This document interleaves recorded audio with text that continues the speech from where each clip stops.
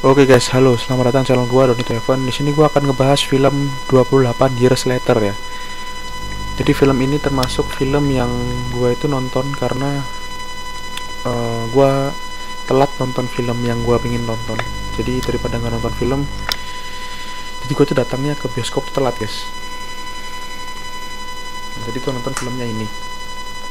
Gua jelasin alur cerita yang gua inget ya. Jadi film ini itu dia tuh tinggal di suatu desa yang penuh sama virus yes. Jadi virusnya tuh kayak pandemi gitu loh. Tapi virusnya ini nyebar dengan cara digigit. Durasi film ini 1 jam 55 menit. Nih gua bacain guys. Jadi 28 tahun setelah wabah virus mematikan menghancurkan populasi, sejumlah penyintas berhasil membangun komunitas di sebuah pulau kecil yang dikarantina ketat, terhubung di daratan utama melalui satu jalur pertahanan yang kuat. Jamie, Aaron Taylor Johnson, dan Spike Alfie Williams. Spike ini anaknya guys ya, mencoba untuk keluar pertahanan, memulai misi ke daratan utama. Mereka menemukan rahasia, keajaiban, dan kengerian yang telah mengubah tidak hanya yang terinfeksi tapi para penyintas lainnya.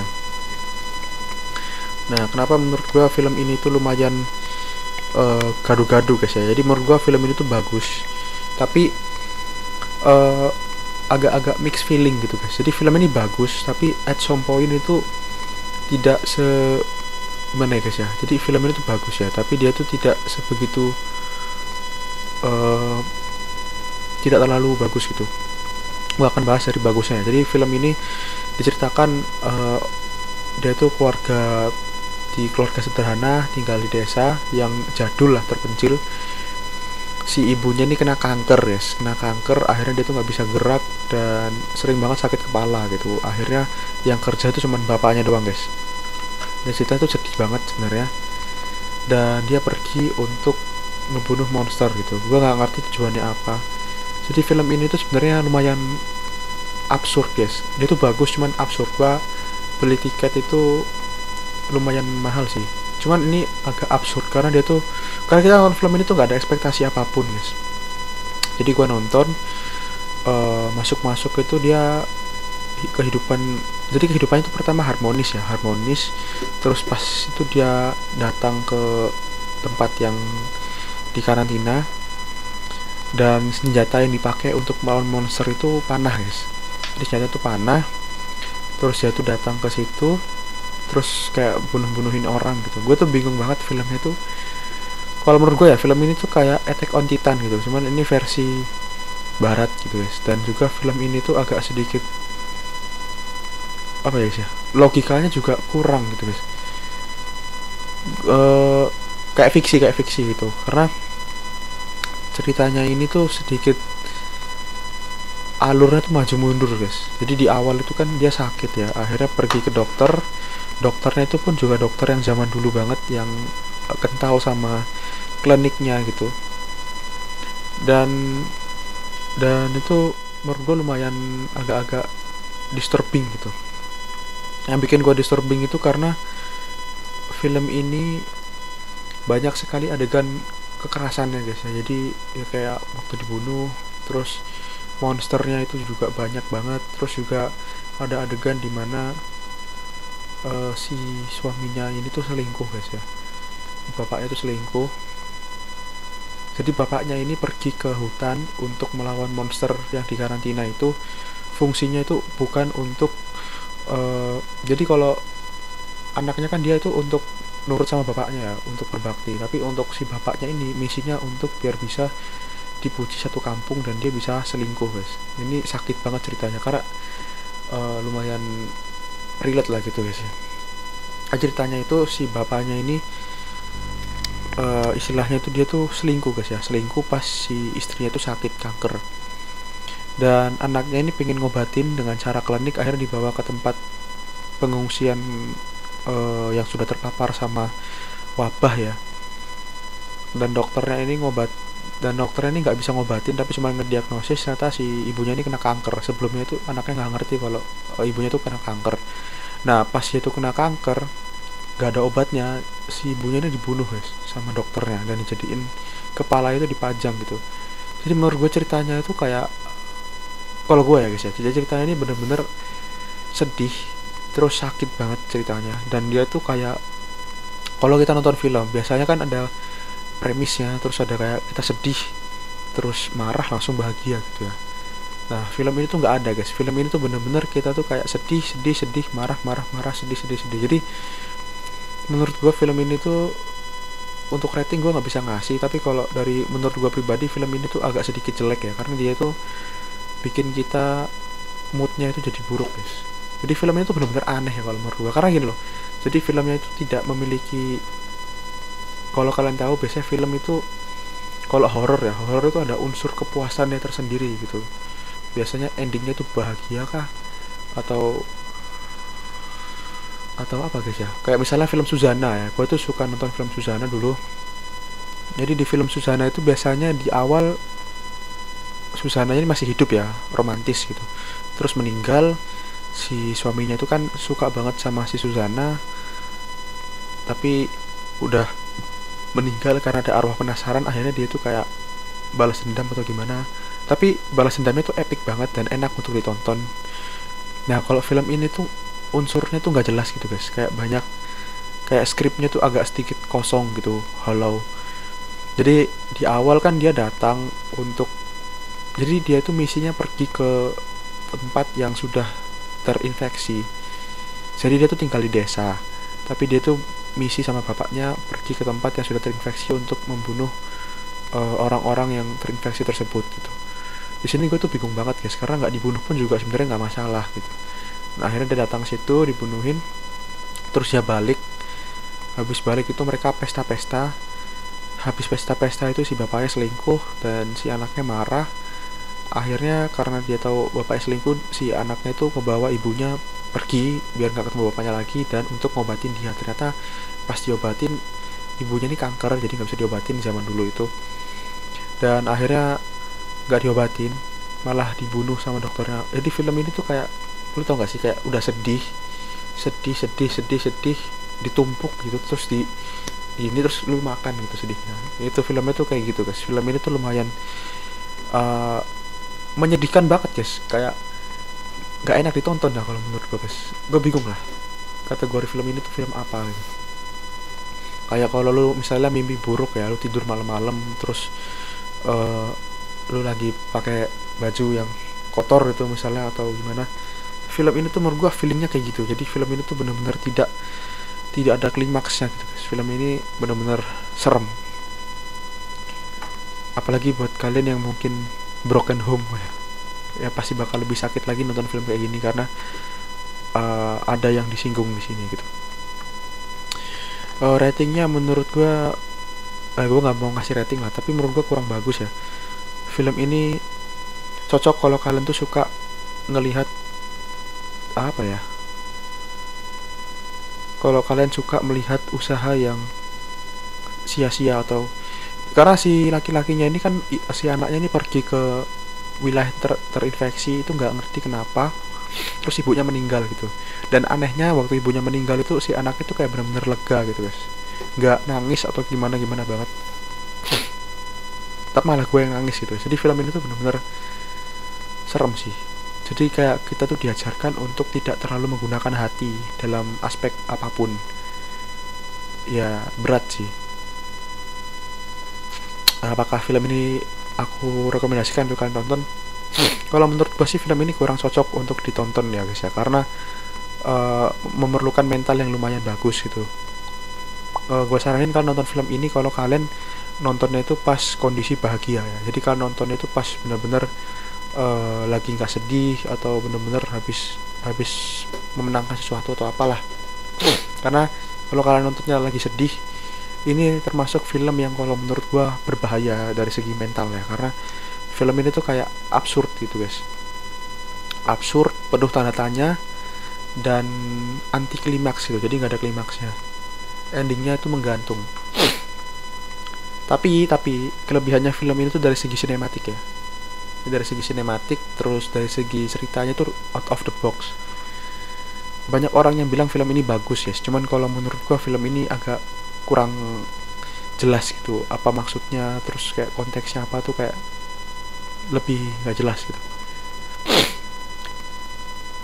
Karena dia tuh nggak dijelasin gitu kenapa dia harus pergi ke wilayah yang banyak terinfeksi zombie, kenapa dia harus pergi ke situ, dan tiba-tiba hidupnya itu setelah, jadi dia tuh kayak ibaratnya tuh pergi ke perang ya. Gua ceritain guys ya, si siapa tadi gue lupa, si Spike anaknya itu, si Spike dia pergi ke tempat yang sudah terinfeksi, tapi pas dia pergi, dia pulang itu malah tidak lebih baik guys. Biasanya kalau kita, misalnya kalian jadi tentara, kalian perang ke wilayah konflik, ketika kalian berangkat, kalian pulang, paling tidak kalian tuh punya uang, digaji, atau kalian bisa dapat tanda jasa atau apa, kalian hidupnya jadi bahagia. Filmnya kan harusnya seperti itu, tapi di film ini enggak guys. Jadi kalian pergi ke tempat perang, hampir meninggal juga di tempat itu, stres, tertekan, malah balik-balik orang tua, hubungannya retak dan gak dapat duit, dan hidupnya malah lebih susah gitu. Ini heran banget guys, ceritanya itu menurut gue menyiksa sekali gitu. Dan kalau gue pribadi ya, gue orang yang gue capek nonton nih tapi ya bagus untuk yang suka sih. Itu aja sih, gue gak mau panjang-panjang, takutnya malah muter-muter. Intinya film ini menurutku, sorry to say ya, sorry banget, kurang recommended. Tapi untuk actingnya, sinematografi, semuanya bagus guys. Jadi film ini tuh actingnya, terus acting, suara, terus editing, animasi, dan semuanya menurut gue ini bagus guys, hampir perfect. Tapi kekurangannya tuh di storynya. Bahkan ini bisa dibilang kelebihan ya, karena jarang ada film yang tidak menggunakan hati guys. Biasanya film-film itu menggunakan hati ya, tapi kalau ini tuh enggak guys, sama sekali kayak nggak ada hati guys. Menurut gue ini agak-agak aneh dan agak-agak gimana gitu ya. Tapi menurut gue ini bagus buat kalian yang pengen nyari film yang fresh gitu ya.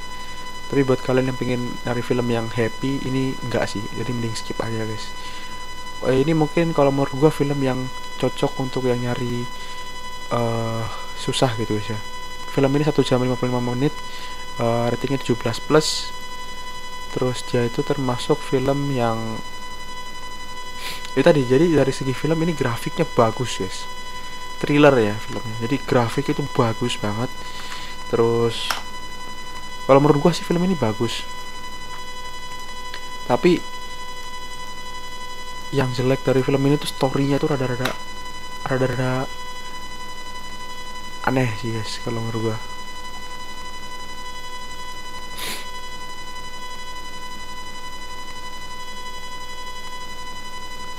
Nah ini benar, jadi dari sequel yang ini, dari si Bang Dwi Sukmo ya, dari sequel yang ini paling jelek menurut saya. Ending waktu ibunya divonis kanker sangat blur, terus tiba-tiba dikremasi jadi tengkorak.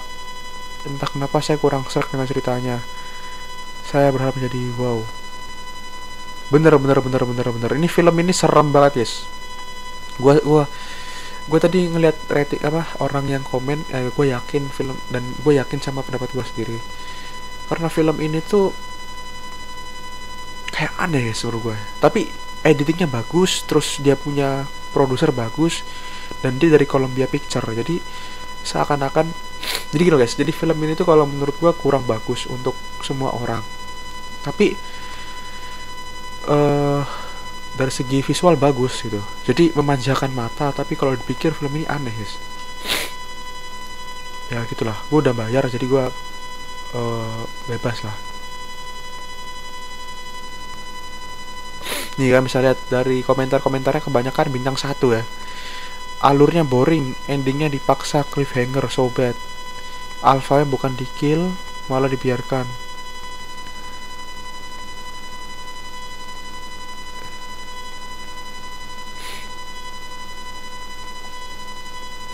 Bener. Jadi film ini tuh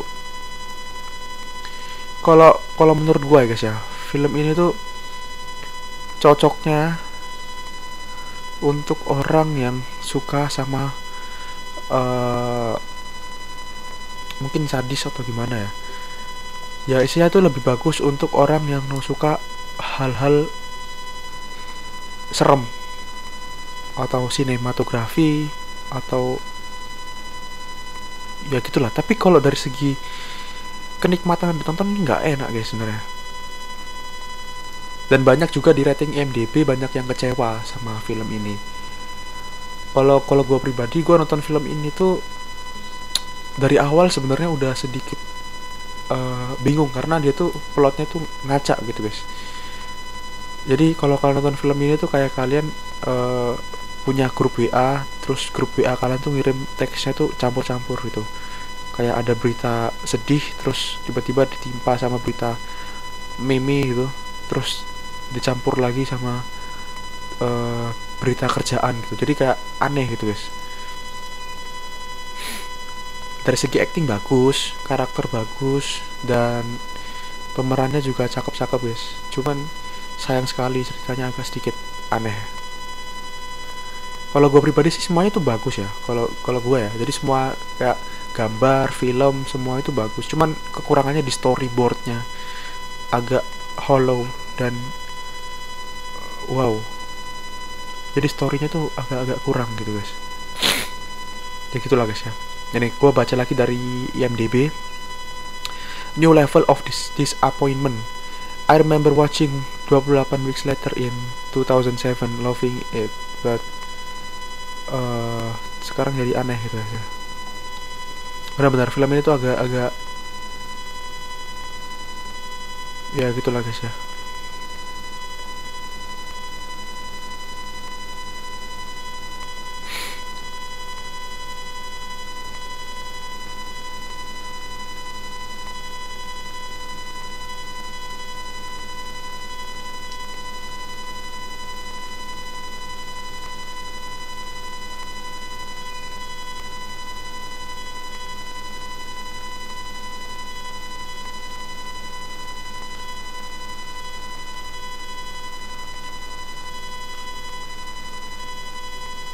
Iya bener, emang film ini tuh kalau gue nonton film ini gue bayar sendiri ya.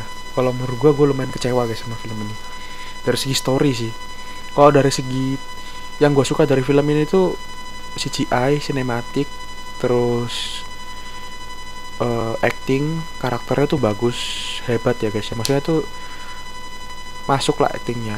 Cuman dari segi ceritanya tuh rada kurang jelas gitu. Karena di film ini tuh bener-bener nggak pakai hati guys. Gue tuh beberapa kali nontonin film yang bagus adalah film yang bisa mengempatik para penontonnya gitu guys, atau kejadian-kejadian terjadi itu kayak gimana. Tapi di film ini itu empatinya itu sangat sedikit banget. Itu kayak di awal anaknya itu dipaksa untuk ikut perang sama bapaknya, dan dia nggak dikasih tahu apa sih manfaatnya kalau ikut perang gitu. Ini sama kayak misalnya kita diajak untuk pergi perang gitu ya, tapi lu tuh bukan tentara gitu, dan bener-bener kayak nggak ada manfaatnya gitu guys. Nambah pangkat kagak, nambah duit pun enggak, malah di film ini 28 years later itu keluarganya malah hancur guys. Setelah perang bapaknya dipuja-puja, selingkuhannya itu malah nempel ke bapaknya. Ini film aneh sih guys. Terus yang kedua, anaknya pergi sama ibunya. Ya logikanya ini ibunya kan sakit kanker dan kepalanya selalu sakit gitu, tapi malah diajak pergi ke rumah yang terinfeksi. Itu sama kayak misalnya kalian gak suka cabai gitu, tapi sama pacar kalian tuh kalian paksa makan cabai gitu. Itu aneh banget guys. Heran sih gue. Ini gue tidak ngehujat ya. Gue udah nonton film ini tuh sekitar 3 kali guys ya. Gue nonton itu, pertama gue nonton di hari Senin, kedua gue tonton di hari Sabtu, yang ketiga gue tonton sama teman-teman gue. Jadi gue udah menyumbang duit untuk mengamati, menganalisa, dan menonton video ini dan film ini gitu ya, langsung di bioskop.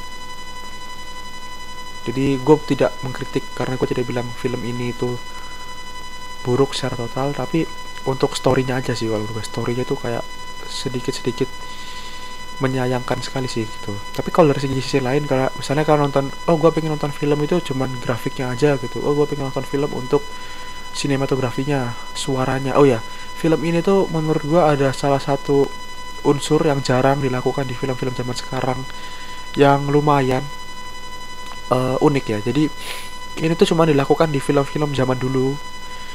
Namanya itu recalling voice. Jadi misalnya kalian lagi perang gitu, dibilang kayak for, dibilang kayak you great, you great, you great, you great, you great, you great, you great, kayak kayak dia tuh ngomong terus-terusan diulang-ulang gitu, kayak kamu hebat, kamu hebat, kamu hebat, kamu hebat, dan itu dibikin sinematik seakan-akan orang yang perang itu memiliki post traumatic disorder. Gua nggak tahu ini bagus apa jelek, tapi kalau menurut gua ini suatu hal yang baru gua tonton dalam film. Jadi gua nggak bisa bilang film ini buruk, tapi masih banyak sih faktor-faktor bagusnya. Cuman kalau film yang bisa dinikmati gua rasa ini enggak gitu. Tapi film ini bagus dari segi sinematik, dari segi aktor actingnya ini enak. Tapi kalau kalian nyari, jadi film ini tuh kalau menurut gua bagusnya tuh di looksnya gitu. Kalau diibaratkan kayak motor itu,